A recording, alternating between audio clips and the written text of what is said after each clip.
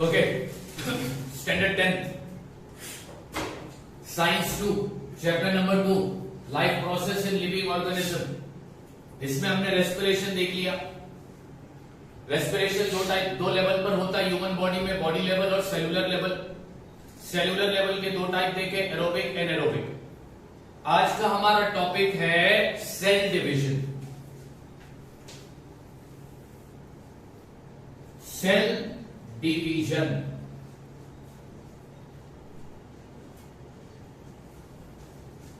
Cell division क्यों होता है?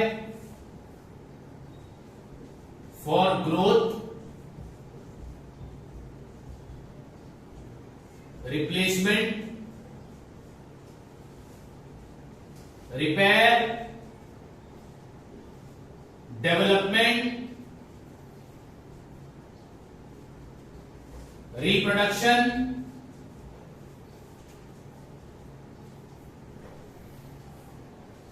ये सारे पर्पस है सेल डिवीजन के। ये सारे क्या है? पर्पस। सेल डिवीजन की ये सारे पर्पस है। ग्रोथ के लिए, डेवलपमेंट के लिए, रिपेयर, रिप्लेसमेंट, रिप्रोडक्शन के लिए सेल डिवीजन होना जरूरी है। फिर सेल डिवीजन कितने टाइप के होते हैं? दो टाइप के होते हैं।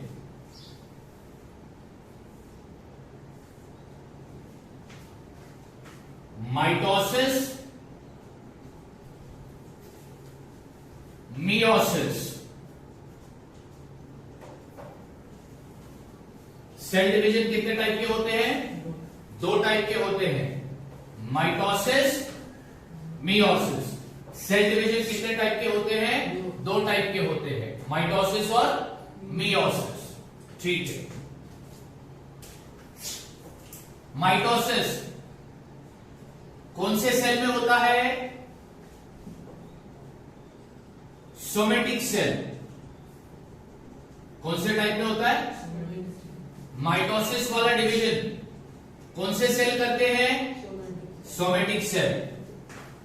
मियोसिस, ये डिवीजन कौन सा सेल करता है? Germ cell. कौन सा सेल? कौन सा सेल? Germ cell. माइटोसिस वाला सेल डिवीजन किसमें होता है? सोमेटिक सेल में। मियोसिस वाला सेल डिवीजन कौन सा सेल करते हैं? जर्म सेल करते हैं। जर्म सेल यानी कि रिप्रोडक्टिव सेल। क्या बोलते हैं इसको? क्या बोलते हैं इसको? हमारे बॉडी में सबसे ज्यादा कौन सा सेल है? Somatic cell. जर्म सेल कहां पर मिलेगा? जर्म सेल मिलेगा टेस्टिस और ओवरीज में। कहां पर मिलेगा? जर्म सेल कहां पर मिलेगा? जर्म सेल मिलेगा found in reproductive organ. Found in reproductive organ में जर्म सेल मिलेगा। वो रिप्रोडक्टिव ऑर्गन कौन से हैं? टेस्टिस और दूसरा ओवरीज। टेस्टिस किसमें होता है? मेल में। ओवरीज किसमें होती है? फीमेल में। सोमेटिक सेल कहां पर मिलेगा? Nose, skin etcetera. यहां पर जो सेल है वो कौन सा सेल है? Somatic cell. कौन सा सेल है? तो सोमेटिक सेल में, सोमेटिक सेल का जो डिवीजन होगा वो कौन से मेथड से होगा? माइटोसिस। और जर्म सेल का जो डिवीजन होगा वो कौन से मेथड से होगा? मियोसिस। ठीक है। अब माइटोसिस, ये सेल डिवीजन क्यों होता है?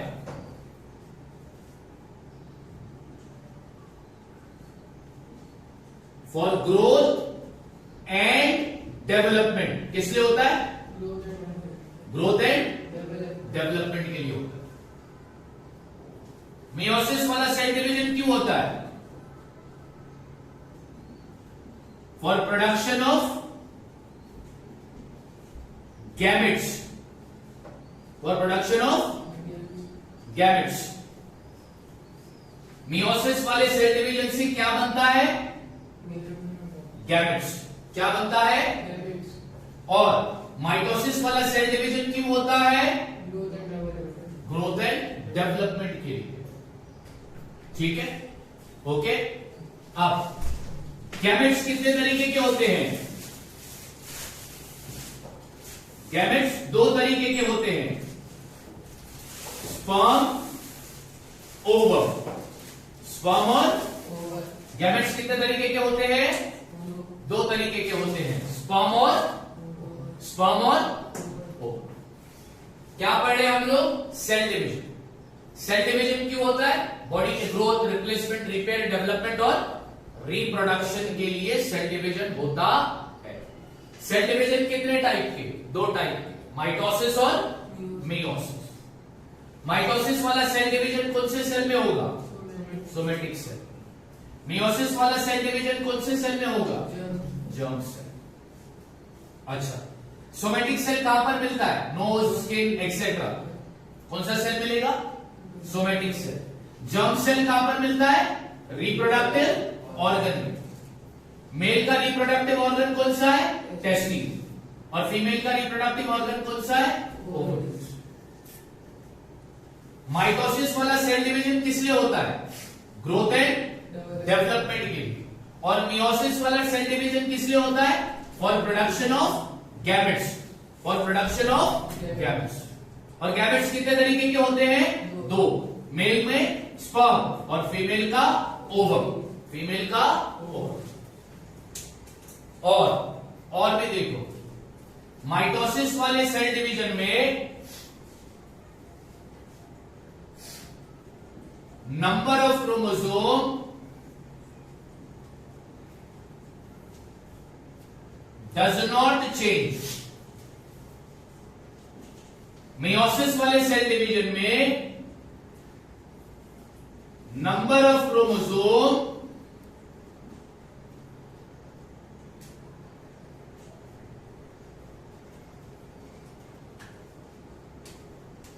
becomes half। ये बहुत इंपॉर्टेंट बात है, इसे याद रखना। क्या बोल रहा हूं मैं? माइटोसिस वाले सेल डिवीजन में क्रोमोसोम का नंबर चेंज नहीं होता। मियोसिस वाले सेल डिवीजन में क्रोमोसोम का नंबर क्या होने वाला है? हाफ होता है। क्रोमोसोम का नंबर हाफ होता है। माइटोसिस वाले सेल डिवीजन में एक पेरेंट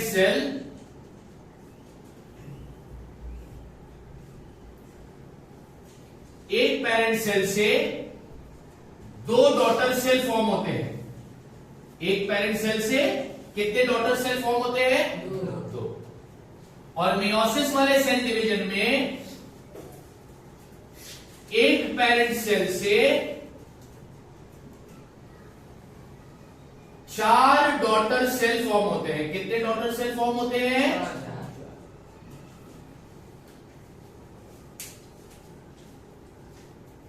माइटोसिस वाले सेल डिवीजन में नंबर ऑफ क्रोमोसोम चेंज नहीं होता, यानी पेरेंट सेल में जितना क्रोमोसोम है उतना ही number of chromosome daughter cell में होगा। मियोसिस वाले सेल डिवीजन में नंबर ऑफ क्रोमोसोम कितना होता है? यानी पेरेंट सेल में जो क्रोमोसोम होगा उसका आधा किसमें होगा? डॉटर सेल में होगा। किसमें होगा? किसमें होगा?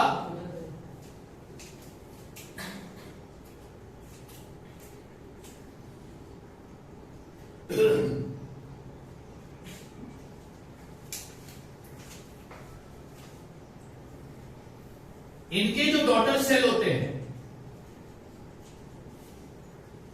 वो डिप्लॉयड होते हैं। क्या होते हैं? और इनके जो डॉटर सेल होते हैं वो हैप्लॉयड होते हैं। क्या होते हैं? माइटोसिस के जो डॉटर सेल होते हैं वो कैसे होते हैं? मियोसिस के जो डॉटर सेल होते हैं वो कैसे होते हैं? अच्छा, डिप्लॉइड को लिखा जाता है 2n से, कैसे? और हैप्लॉइड को लिखा जाता है n। 2n मतलब n मतलब, बात समझ आ रही? अब एक एग्जांपल देता हूं।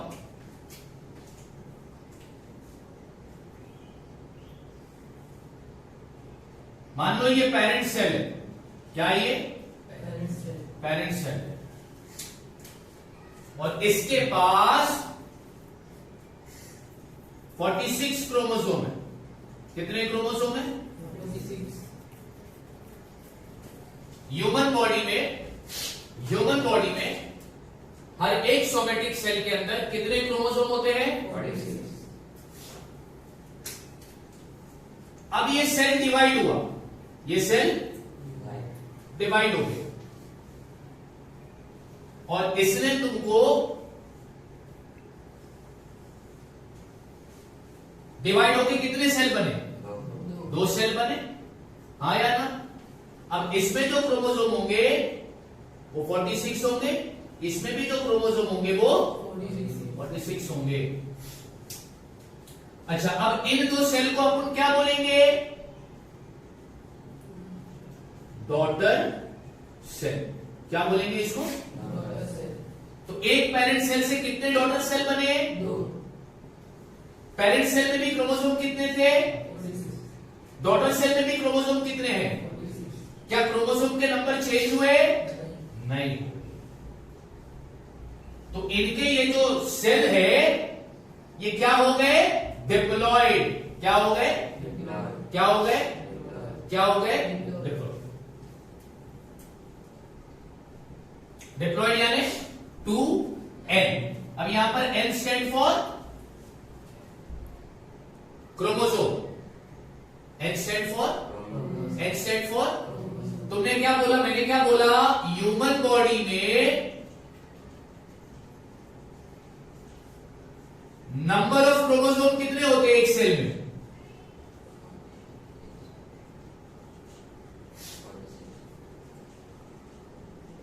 46। यानी कितना पैर हो गया? 23 पैर ऑफ क्रोमोसोम। यानी एक सेल में क्रोमोसोम का कितना पैर होता है? 23। अब इसको अगर लिखना है तो हम कैसा लिखते हैं? 2n। n स्टैंड फॉर ये 23, तो 2 मल्टीप्लाई बाय n कितना है? पैर कितना है? तो is equal to how much? 46। समझ में आ गई बात? हाँ या ना? पक्का? पक्का? ठीक है, मैं एक बार फिर से रिकैप करवाता हूं। सेल डिविजन क्यों होता है? ग्रोथ के लिए, रिप्लेसमेंट के लिए, रिपेयर के लिए, डेवलपमेंट के लिए, रिप्रोडक्शन के लिए सेल डिवीजन होना कंपलसरी जरूरी है।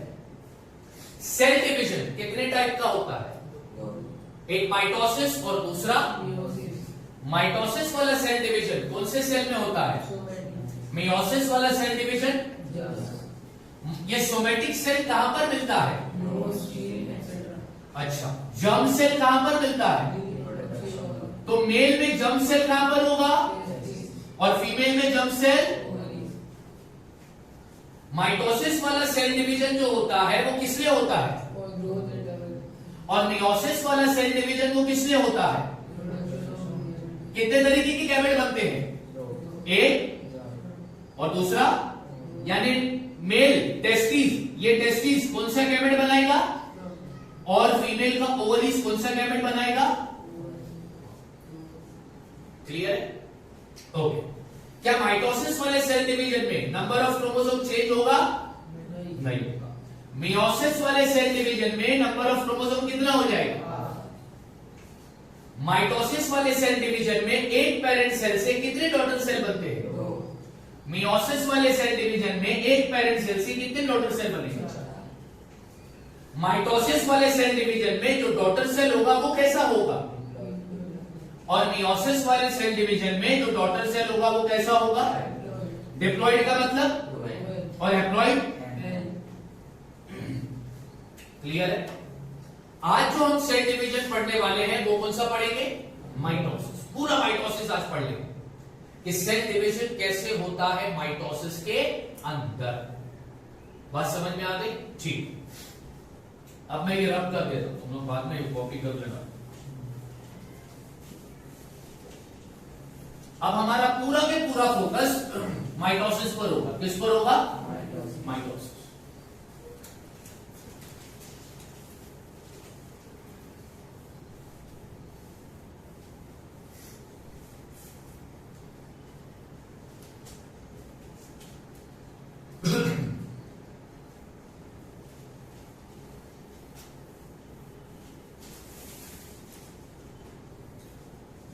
माइटोसिस पढ़ाने से पहले मैं सेल के अंदर के इंपॉर्टेंट पार्ट्स ड्रॉ करके बताता हूं। जो पार्ट हमें डिवीजन में काम आने वाले हैं वो पार्ट में बता दूं।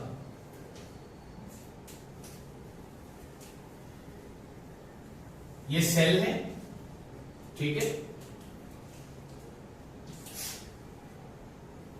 ये सेल के अंदर न्यूक्लियस है। क्या है ये? न्यूक्लियस। न्यूक्लियस के अंदर होता है न्यूक्लियोलस। ये क्या है? न्यूक्लियोलस।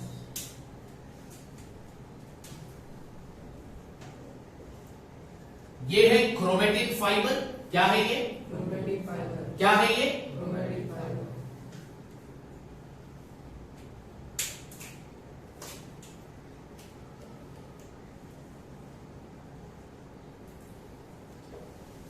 और ये है सेंट्रोजोम।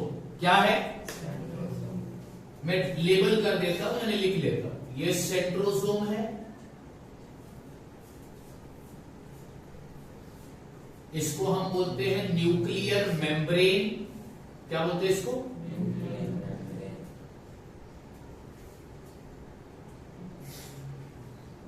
ये है न्यूक्लियोलस। क्या है ये? और ये है क्रोमेटिन फाइबर। क्या है ये? Chromatin fibre.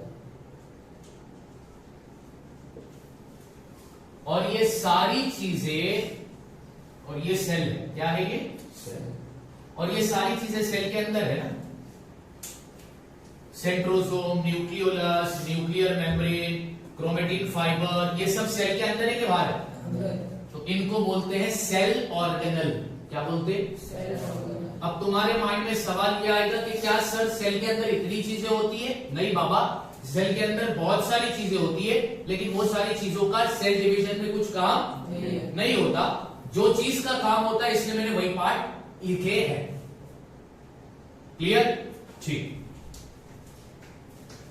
अब हम सबसे पहला वाला सेल डिवीजन पढ़ने जा रहे हैं, वो है माइटोसिस। क्या है? माइटोसिस अकर इन विच सेल? कौन से सेल में होता है माइटोसिस? सोमेटिक। माइटोसिस वाला सेल डिवीजन कौन से सेल में होता है? कौन से सेल में होता है? ठीक। अब थोड़ा ध्यान दें।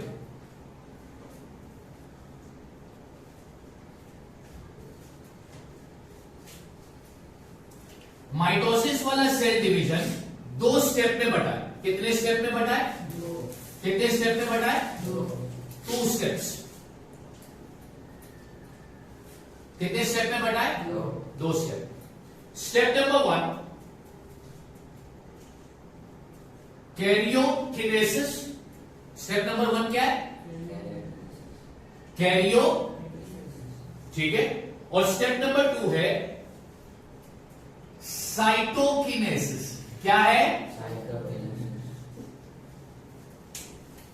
माइटोसिस वाला सेल डिवीजन कितने स्टेप में कंप्लीट होगा? 2 स्टेप में कंप्लीट होगा। स्टेप नंबर 1 क्या है? कैरियोकिनेसिस। स्टेप नंबर 2 क्या है? साइटोकिनेसिस। किसी ने तुमको पूछा कि माइटोसिस वाला सेल डिवीजन कितने स्टेप में कंप्लीट होता है, तो जवाब क्या दोगे? दो स्टेप में कंप्लीट होता है। पहला स्टेप क्या है और दूसरा स्टेप क्या है? अच्छा, अब कैरियोकिनेसिस में क्या होगा?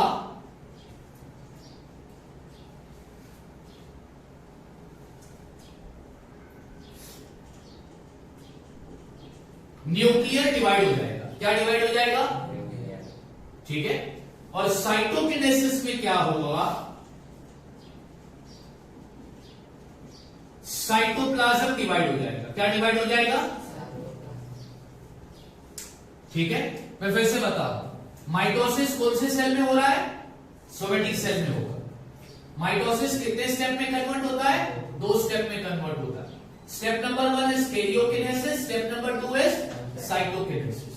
कैरियोकिनेसिस में न्यूक्लियर डिवीजन होगा, साइटोकिनेसिस में साइटोप्लाज्म डिवीजन होगा। ठीक है ना? ओके, नाउ कैरियोकिनेसिस कंप्लीट होगा 4 स्टेप में, 4 स्टेजेस। कितने स्टेज है? कितने स्टेज है? पहला स्टेज 1 प्रोफेज। क्या है स्टेज 1? बोलो। प्रोफेज। Stage 2 metaphase.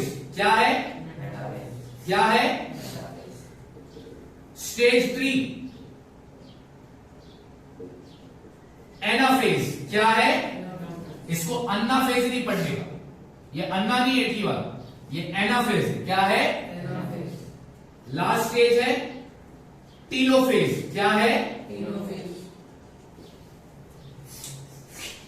क्रियोकिनेसिस कितने स्टेज में कंप्लीट होता है? पहला स्टेज, दूसरा स्टेज, तीसरा स्टेज, चौथा स्टेज। पहला स्टेज प्रोफेज, दूसरा स्टेज मेटाफेज, तीसरा स्टेज, चौथा स्टेज। फिर चौथे स्टेज में जाकर न्यूक्लियर डिवाइड होता है। एक बार न्यूक्लियर डिवाइड हो गया तो फिर क्या डिवाइड होता है? साइटोप्लाज्म। और फिर तुमको 2 नए सेल मिलते हैं। क्लियर है?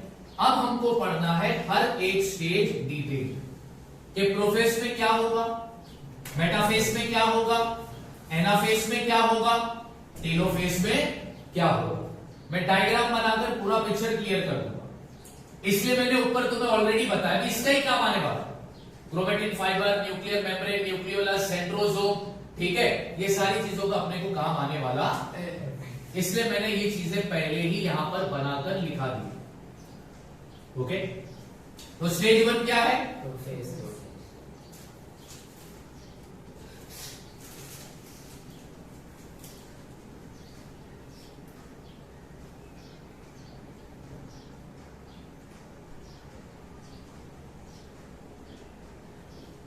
अब इसमें क्या क्या होगा पहला मैं लिख देता हूं। Condensation of chromatin fibre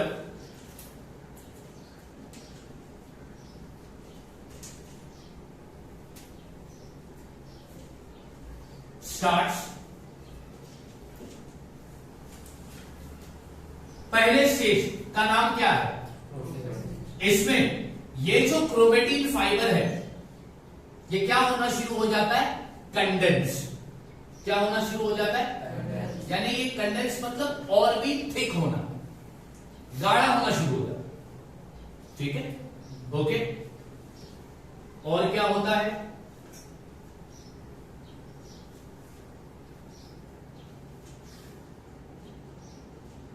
centriole duplicate each other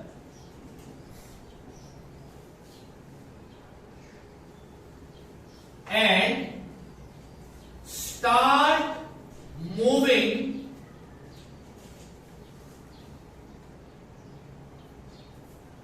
to the opposite pole of the cell.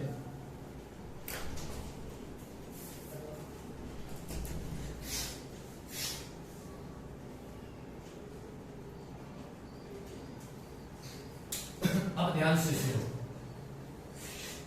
Prophase में ये क्रोमेटिन फाइबर कंडेंस होना शुरू हो जाता है। जब ये क्रोमेटिन फाइबर कंडेंस होगा, कंडेंस होने के बाद वो किस में कन्वर्ट हो जाएगा? क्रोमोसोम पे। किसमें कन्वर्ट हो जाएगा? किसमें कन्वर्ट हो जाएगा? तो ये क्रोमेटिन फाइबर कंडेंस होना शुरू हो जाता है। Centriole duplicate each other. अब तुम बोलोगे सर इधर तो तुमने सेंट्रियोल नहीं लिखा था, सेंट्रियोल की जगह पर सर तुमने क्या लिखा यहां पर? सेंट्रोजोम। अब सेंट्रोजोम के अंदर ये दो चीज देख रहे हो, अब ये दो चीज एक दूसरे से दूर जाती है, ये डुप्लीकेट होते मतलब ये अलग हो जाते हैं।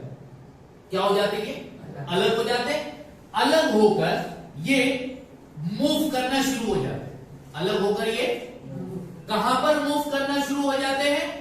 Opposite pole of the, opposite pole of the, opposite pole of the cell. अब डायग्राम देखो बच्चों जरा ध्यान से, ये मैंने बनाया सेल, ठीक है, क्या बनाया?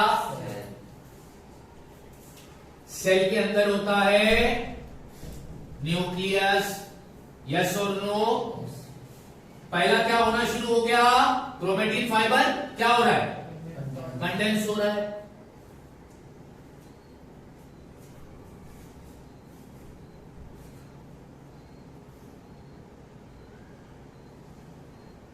ये डायग्राम बनाना बच्चों मेरे बस की बात नहीं, तो तुम लोग को समझाने के लिए मैं बता रहा हूं।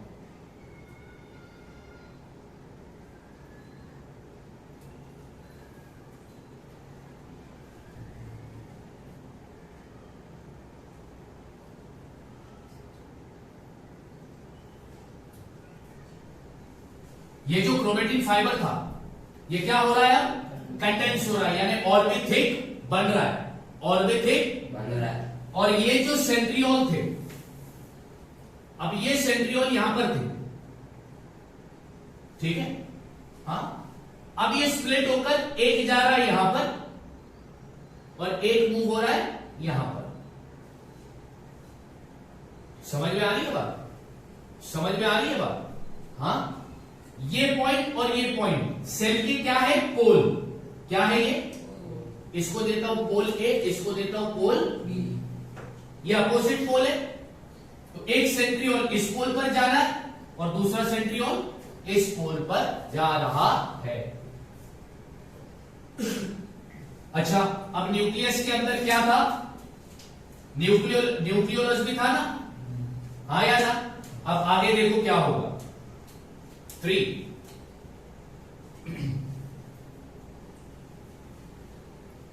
Nuclear membrane start disappearing. Disappear का मतलब गायब हो जाना। ये है तुम्हारा न्यूक्लियर मेम्ब्रेन, ये गायब होना शुरू हो जाता है। ये क्या होना शुरू हो जाता है? ये क्या होना शुरू हो जाता है? ये क्या होना शुरू हो जाता है? ये क्या होना शुरू हो जाता है? गायब होना शुरू हो जाता है। Nucleolus start disappearing. न्यूक्लियोलस भी डिसअपियर होना स्टार्ट हो जाता है। तो किसी ने तुमको बच्चों पूछा कि प्रोफेज में क्या हो रहा है, तो तुम बोलोगे प्रोफेज वाले स्टेज में ये जो क्रोमेटिन फाइबर था वो कंडेंस होना शुरू हो गया। दूसरा, सेंट्रियोल डुप्लीकेट हो रहे हैं और वो अपोजिट पोल की तरफ मूव कर रहे हैं। तीसरा, न्यूक्लियर मेम्ब्रेन डिसअपियर होने जा रहा है। चौथा, न्यूक्लियोलस भी डिसअपियर होने जा रहा है। ये होता है स्टेज 1 प्रोफेज में। समझ में आ गई? हाँ या ना? तो प्रोफेज में क्या क्या हो रहा है? क्रोमेटिन फाइबर, सेंट्रोमियर सेंट्रियोल एक दूसरे से अलग होकर वो किसकी तरफ बढ़ने लगे? अपोजिट पोल, अपोजिट पोल की तरफ बढ़ने लगे। न्यूक्लियर मेम्ब्रेन क्या होना शुरू हो गया? न्यूक्लियोलस भी क्या होना शुरू हो गया? ये सारी चीजें कौन से स्टेज में होती है? फर्स्ट स्टेज का नाम क्या है? प्रोफेज। समझ में आ गया? यस और नो? जी। अब प्रोफेज के बाद दूसरा स्टेज, प्रोफेज के बाद दूसरा स्टेज क्या है? मेटा मेटा अब मेटाफेज को ध्यान से देखो।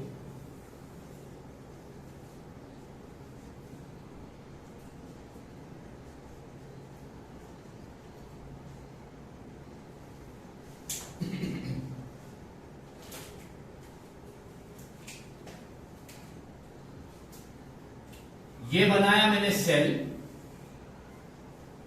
ठीक है।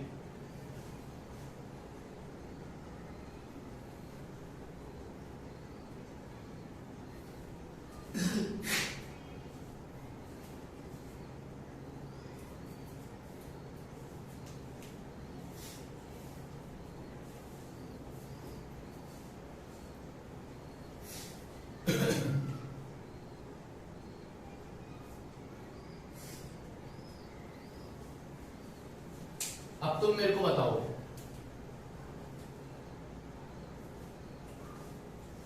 प्रोफेज में क्रोमोसोम बन रहा था, मेटाफेज में क्रोमोसोम पूरी तरह से बन गया, हाँ या ना? दिखाई देने लग गया, ठीक है। दूसरा, न्यूक्लियर मेम्ब्रेन गायब हो गया, न्यूक्लियोलस गायब हो गया, सेंट्रियोल अपोजिट पोल पर आ गए,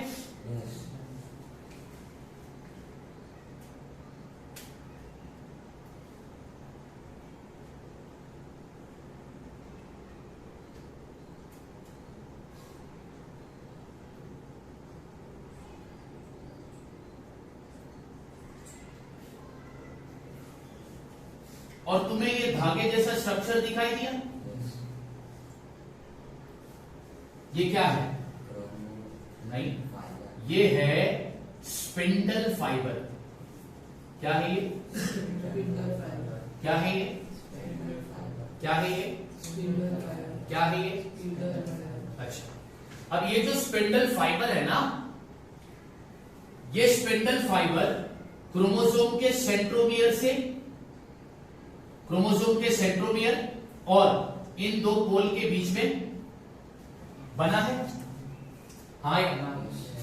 हाँ या ना? तो मेटाफेज में क्या हो रहा है? अब वो लिखा, मेटाफेज में सबसे पहला चीज क्या हो रही है? Nuclear membrane completely disappear. Nuclear membrane पूरी तरह से क्या हो गया? डिसअपियर मतलब। दूसरा, न्यूक्लियोलस कंप्लीटली डिसअपियर। न्यूक्लियोलस भी कंप्लीटली क्या हो गया? गायब हो गया। तीसरा, सेंट्रियोल अपोजिट पोल तक पहुंच गया।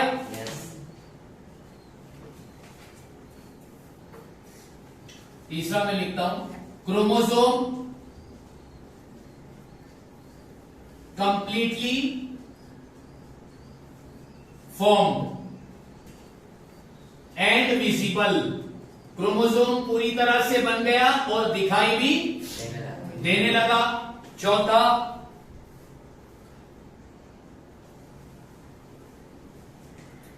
All chromosome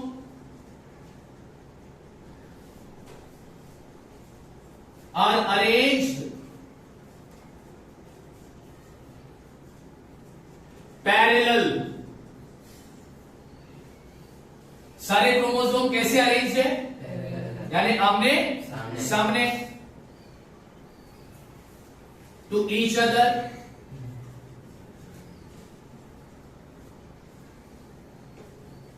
to equatorial plane. All chromosome are arranged parallel to each other to equatorial। अच्छा, इक्वेटोरियल प्लेन मतलब क्या होता है? अब अर्थ, तुम लोग ने ज्योग्राफी में पढ़ा होगा, अर्थ को दो इक्वल पार्ट में डिवाइड करने वाली लाइन को क्या बोलते हैं? ठीक उसी तरह सेल के भी दो इक्वल पार्ट में डिवाइड करने वाली लाइन को हम क्या बोलेंगे? Equatorial plane. और क्या हो रहा है?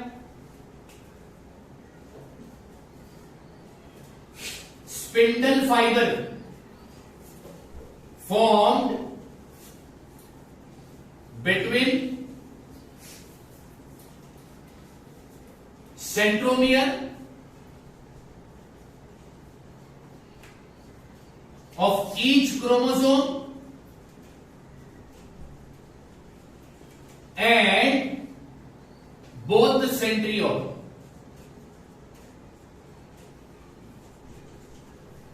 सेंट्रोमियर और सेंट्रियोल के बीच में क्या बना? क्या बना? क्या बना? Spindle fibre. ठीक है।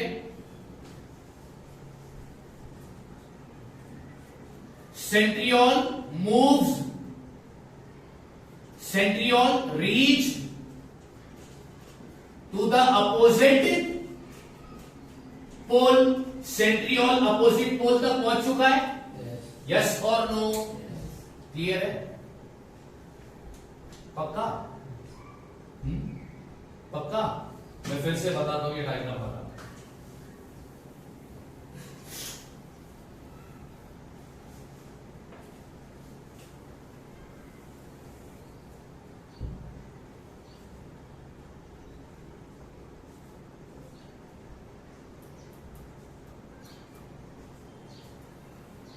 अब यहां पर मैंने सिर्फ 3 क्रोमोसोम लिए। ऐसा तो ह्यूमन से एक सेल में कितने क्रोमोसोम होते? 46। सिर्फ समझाने के लिए लिया है।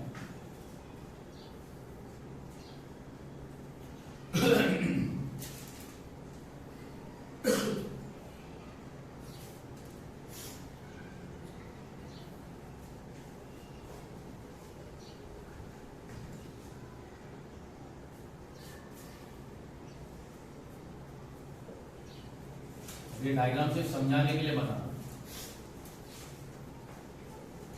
ठीक है। न्यूक्लियोलस, न्यूक्लियर मेम्ब्रेन गायब। सेंट्रियोल ऑपोजिट पोल तक पहुंच चुका, आया ना? उसके बाद क्रोमोसोम पूरी तरह दिखाई देने लगा। ठीक है। सारे क्रोमोसोम कैसे अरेंज है? Parallel towards the equatorial plane.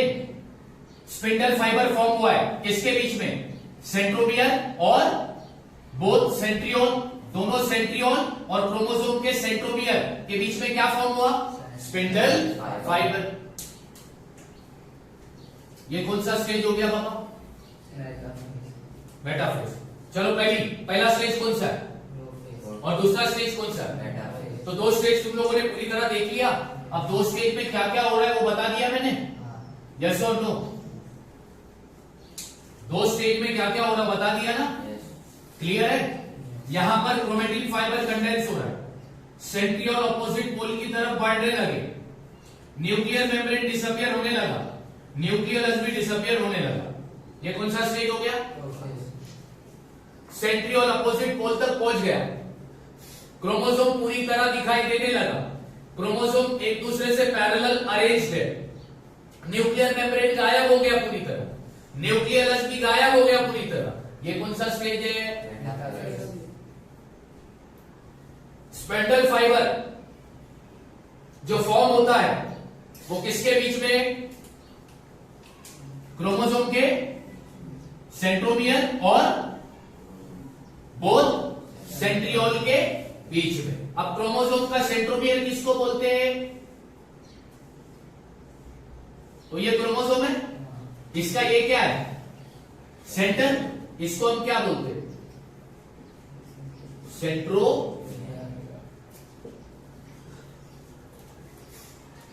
Clear? तो प्रोफेज हो गया, मेटाफेज हो गया। अब कौन सा स्टेज आएगा?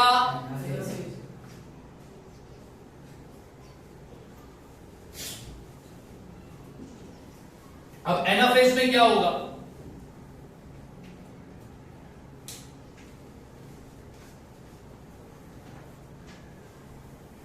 अब एनाफेज में क्या होगा वो जरा ध्यान से देखो।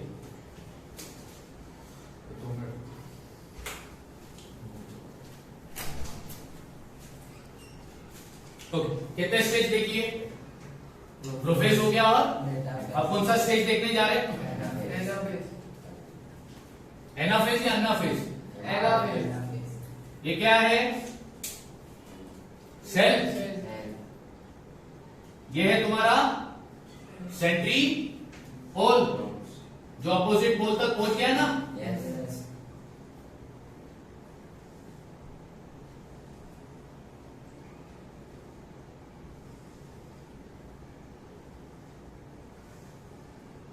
ये क्या बनाया मैंने? Spindle fibre.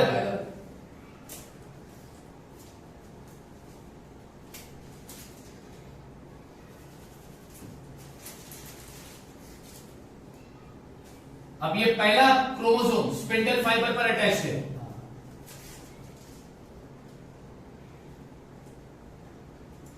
दूसरा क्रोमोसोम दूसरे स्पिंडल फाइबर पर अटैच होगा,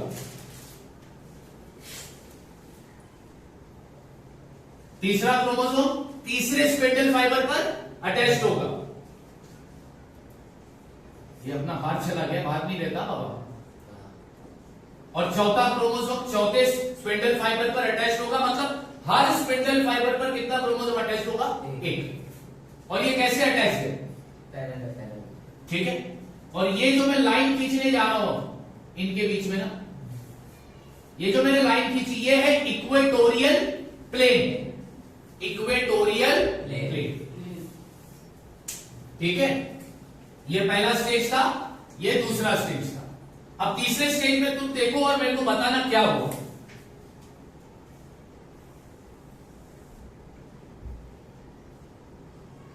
ये सेंट्रियोल अपनी जगह पर, ठीक है।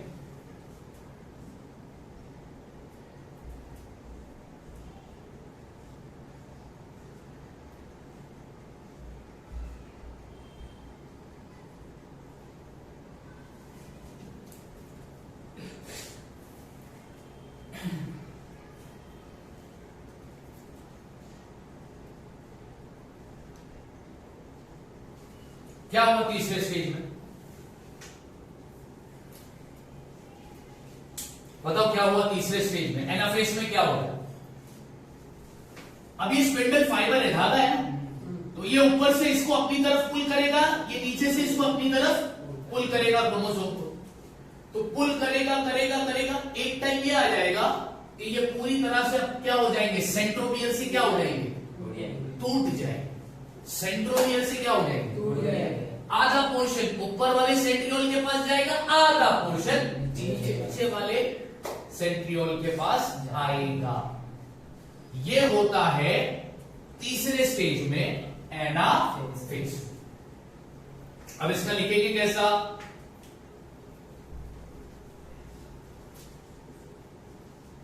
Centromere split. सेंट्रोमियर टूट जाता है, स्प्लिट हो गया।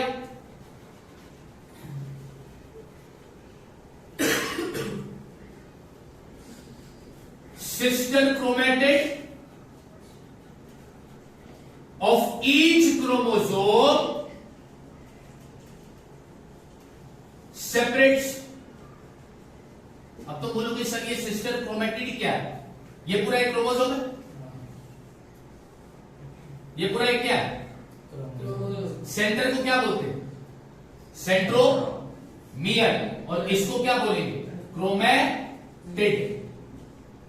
क्या बोलेंगे? क्रोमेटिड। ये हो गया उसका सिस्टर क्रोमेटिड। क्या हो गया ये? Sister chromatid.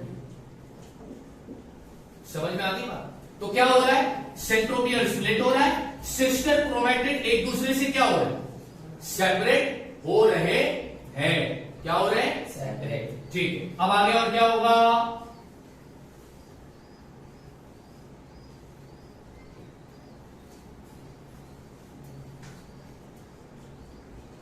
Separate sister chromatid are called daughter chromosome. याद रखना, इंपॉर्टेंट है। अब ये क्रोमोसोम के क्रोमेटिड सेपरेट हो गए ना, अब इनको क्या बोलेंगे? डॉटर। डॉटर।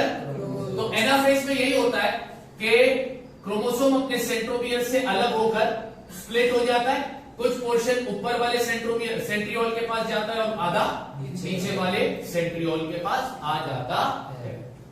तो बस इतना ही होता है एनाफेज। फेज में। अब एनाफेज के बाद जो चौथा स्टेज है वो कौन सा स्टेज है? टेलो नहीं बोलते उसको, टीलोफेज बोलते। क्या बोलते हैं?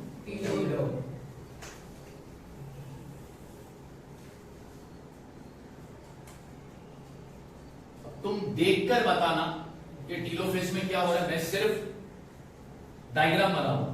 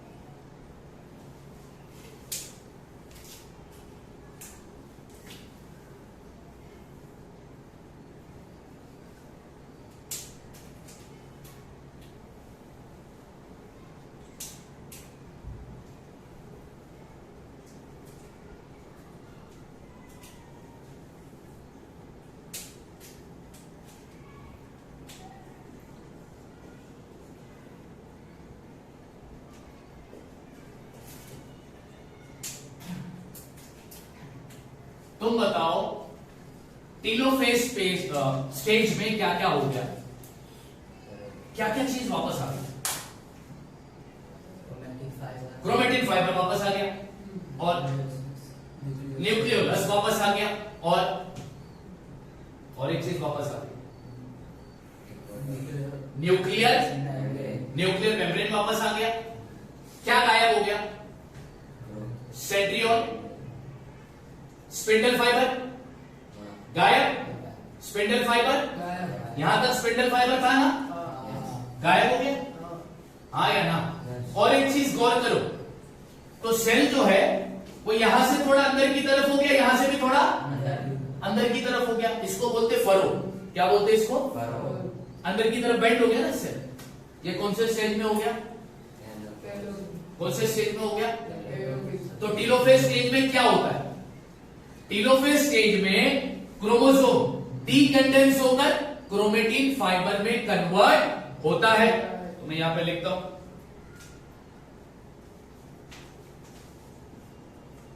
Chromosome decondense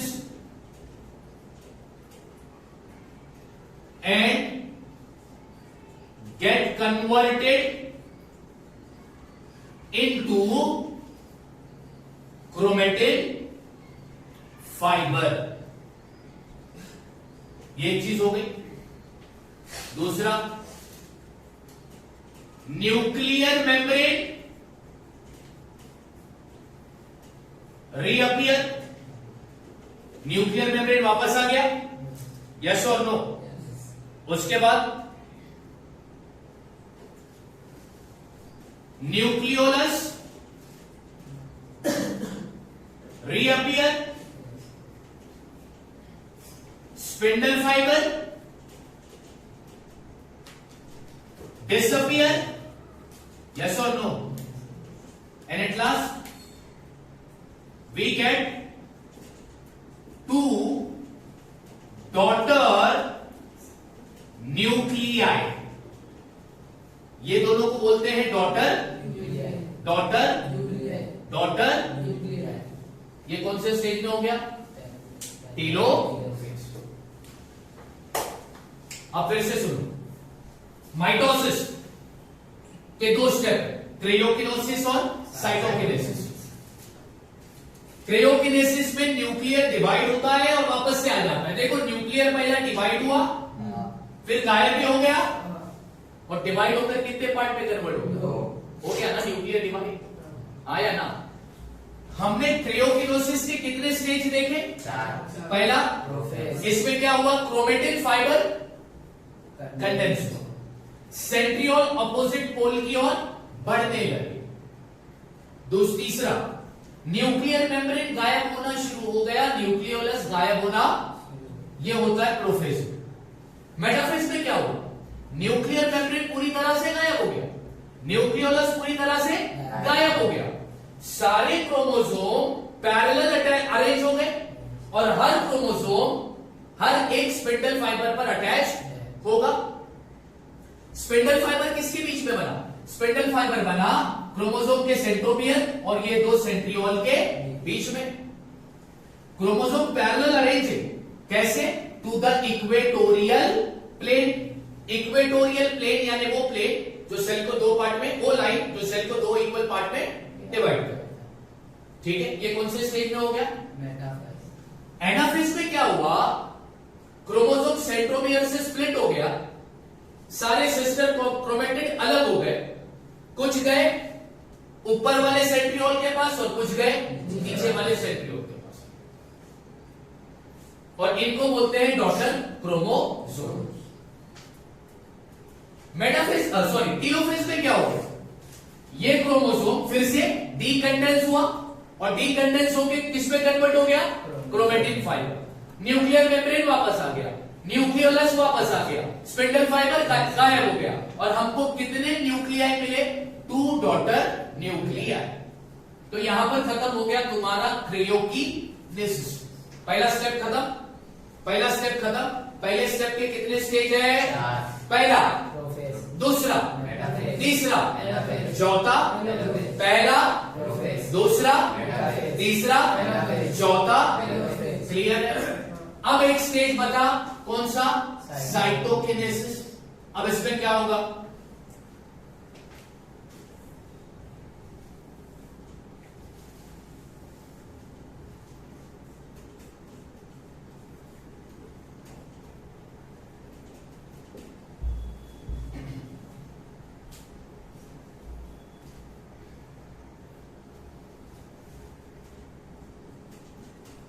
cytoplasm divides. Cytoplasm क्या हो जाएगा? डिवाइड होगा and 2 new cells are form, और 2 नए सेल फॉर्म हो जाएंगे, आर कॉल्ड डॉटर सेल, जिनको हम क्या बोलेंगे? Daughter cell. फिर से बोलो, क्या बोलेंगे उसको? Daughter cell.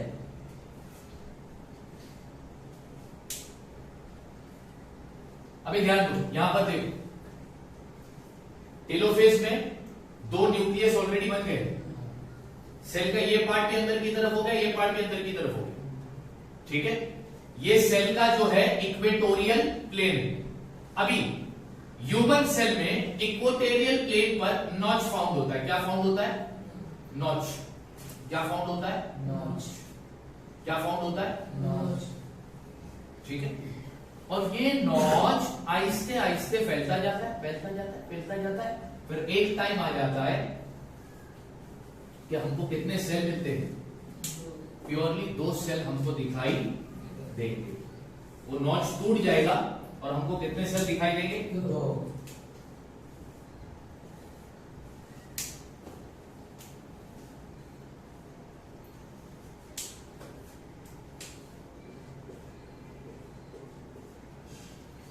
बस इतना ही होता है साइटोकिनेसिस स्टेज।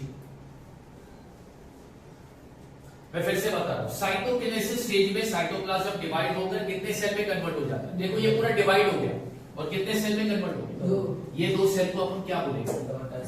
ह्यूमन बॉडी में टेलोफेज के बाद इक्वेटोरियल प्लेस पर क्या फॉर्म होता है? नॉच। क्या फॉर्म होता है? नॉच। क्या फॉर्म होता है? नॉच। और प्लांट सेल में नॉच की जगह पर सेल प्लेट मिलेगा। क्या मिलेगा? Cell plate. क्या मिलेगा? Cell plate. क्या मिलेगा? Cell plate. क्या मिलेगा?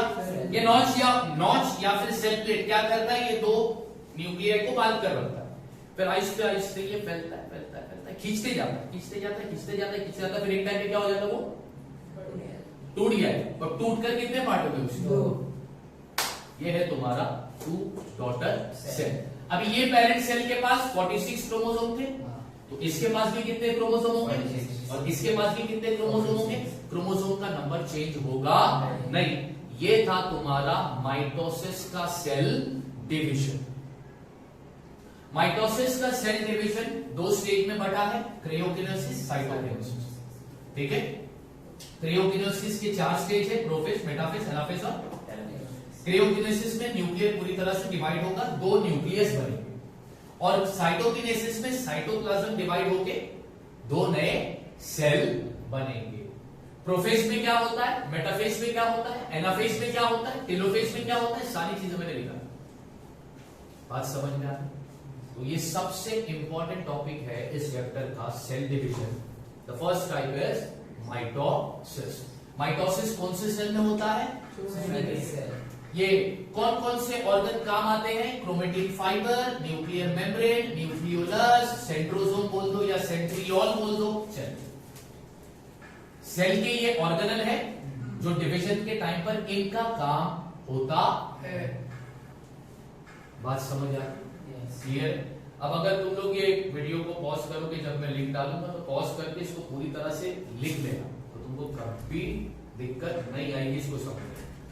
ना इसको समझने में कोई दिक्कत आएगी, ना इसको याद रखने में कोई दिक्कत आएगी, क्योंकि सारी चीजें मैंने पूरा क्लियर बता दी है। समझ में आ गई ना बात? क्लियर है?